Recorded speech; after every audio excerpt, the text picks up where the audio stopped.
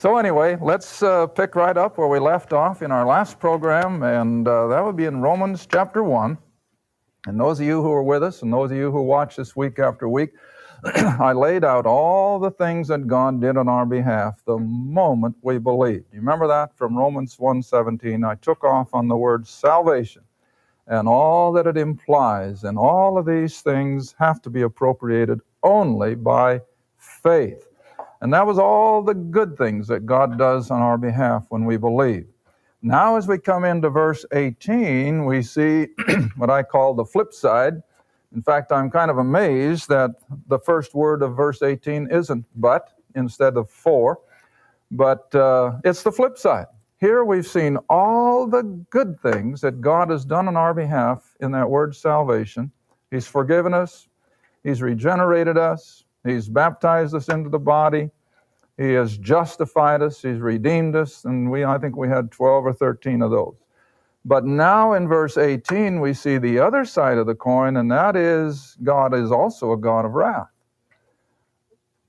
And the first thing I want you to understand is that for 2,000 years, nearly, 1,900 and some, God has not been pouring out wrath whatsoever. Once in a while, things may take place that I think are done specifically to still get man's attention, such as maybe catastrophes and earthquakes and disasters. But that's not the wrath of God.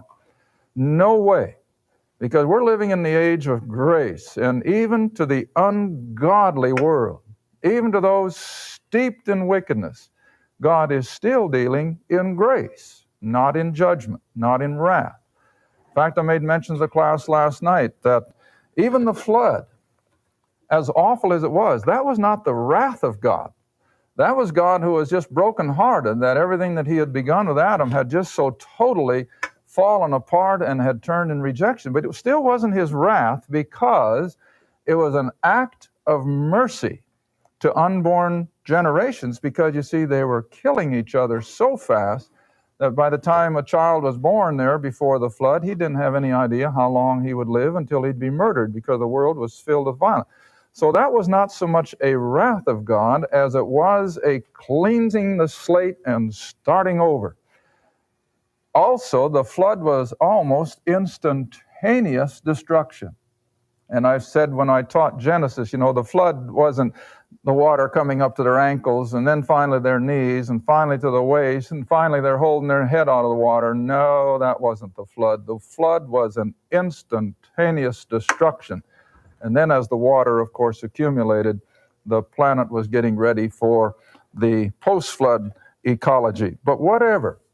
Now we know that in the near term, we don't know how soon, but we feel that we're getting close, where God is indeed going to pour out his wrath. He's not just going to have an instantaneous destruction as he did in the flood, but it's going to be his wrath. In other words, he is going to cause mankind such suffering and such mental anguish that the book of Revelation tells us that they're going to cry out for the rocks and the mountains to fall on. They're going to cry for death.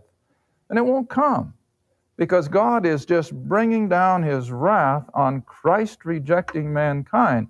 And I was just sharing with Merlin before we started the program.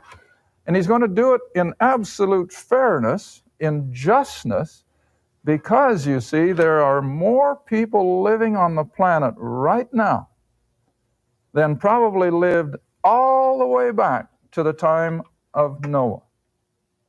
Now, you just mull that over. See, we're getting over 5 billion people on the planet tonight, and we're rushing on to even 5.5 and 6. But you see, at the time of Christ, at his first advent, there were probably less than 500 million in the whole then known world. That's only 500 million. That's still quite a few people, but nevertheless, compared to 5.5 or 6, that was nothing. And that was after 4,000 years of human history. That was after 2,600 years, 2,400 after the flood. Only 500 million people. That 500 million, you see, did not double and become 1 billion until about 1860. Then it doubled again by a little after 1900, And now it's doubled again from the early 1900s to about 1970, I think. We reached 4 billion. And now we are fast doubling so that by the year 2020, it'll be doubled from 4 billion to 8 billion. And of course, this is why the prophets of doom are up in there and they say the planet can't support 8 billion people. And I agree, but I'm not going to worry about it. In fact, I read something the other day where a lot of our intellectuals are already planning a drastic reduction in population. They want the American population to drop back to 150 million. They want the world population to drop back to what, 2 or 3 billion instead of the 5.5 or 6. Well, bless their hearts, they may mean well, but you see, God has his own timetable, and I'm not going to worry about a population explosion.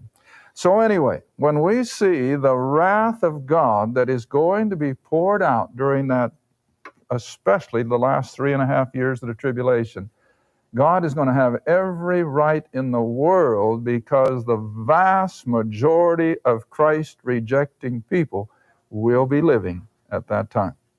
Okay, now let's come into the text, if you will, with me. In verse 18, for the wrath of God is revealed from heaven against all ungodliness and unrighteousness of men who hold the truth in unrighteousness. Now, the Greek actually makes it a little more distinct than that. The Greek implies that they're holding down. In other words, they're literally standing on it with their feet. They're trampling it underfoot.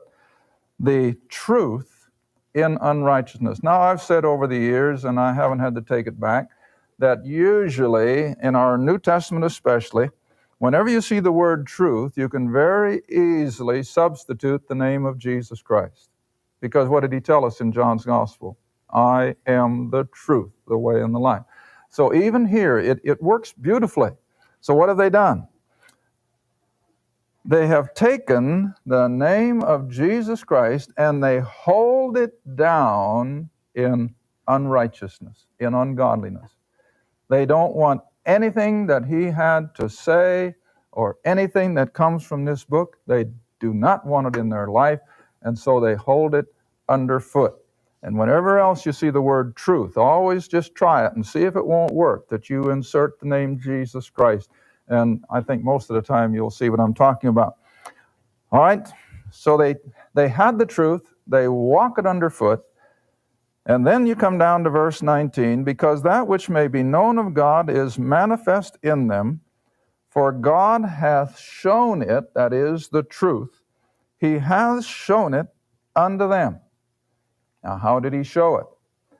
For the invisible things of him from the creation of the world are, what's your next word?